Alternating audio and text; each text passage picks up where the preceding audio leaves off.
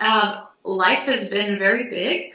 I ended up going back to graduate school after that, and I took a couple of years of performing and teaching after I graduated with my bachelor's degree, and then I applied for my master's program at the University of Michigan. Okay. And I got a master's degree in harp with also a concentration focus in voice and choral studies. Interesting. And as I loved harp and voice equally and been kind of alternating between the two as I've been going through my studies.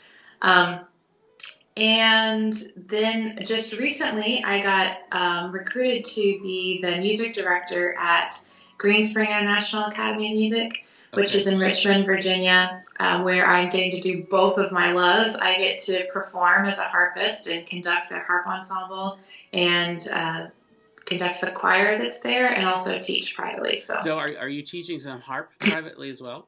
I am, harp and voice. How many harp students do you have? Mala, I would say it's somewhere between 15 and 20. So now you're impacting young harp students the way your teacher impacted you, right? So yeah, that's the goal, is to always, share it forward. So yes, that's fantastic. What did winning the competition mean to you? How did that support what you were eventually went to Michigan and then eventually now you're teaching? So how did that support those goals?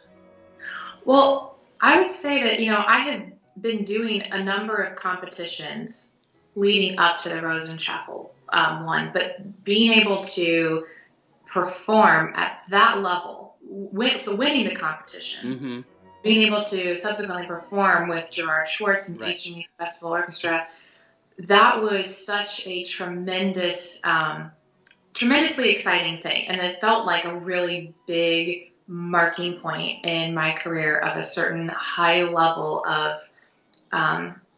what's the word I'm looking for? Pursuing something to a really high level like that, and being able to tackle a really big projects, performing that kind of concerto for large audiences. It was very exciting.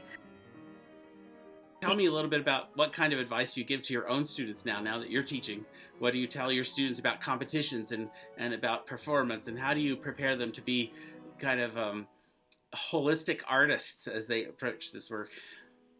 Well, I would say that competition is really important because it helps you, the person who's competing, be able to really push yourself to say, what can I really do? What can I achieve? How polished of a performance can I really give? How much work can I do in this? How can I feel so completely comfortable in my own shoes that I'm able to really express music rather than just sitting here trying to play all the notes and get it all perfect? How can I really tell a story? How can I share it? And of course, that takes a lot of preparation behind the scenes. It takes a lot of work to get there.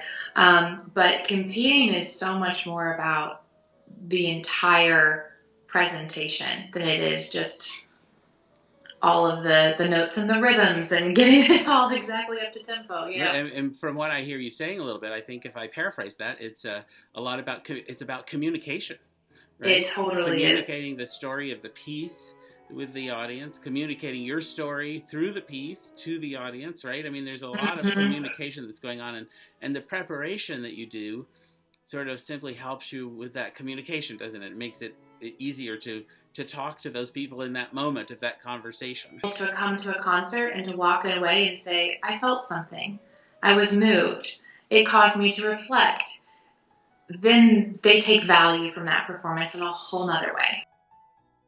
It's been great talking to you about the Rosen-Schaffel competition. Do you have any advice for this year's competitors? They may watch this a little bit before they compete. You got any advice for them? Yeah. I would say that one of the things I found to be the most tremendous gift from competitions like this is that you are there with all the other people that take their pursuits incredibly seriously. They're working at a very high level. They're pushing themselves. And if that is what you want to be doing with your life, then you are making the greatest connections you can be making and networking for your future.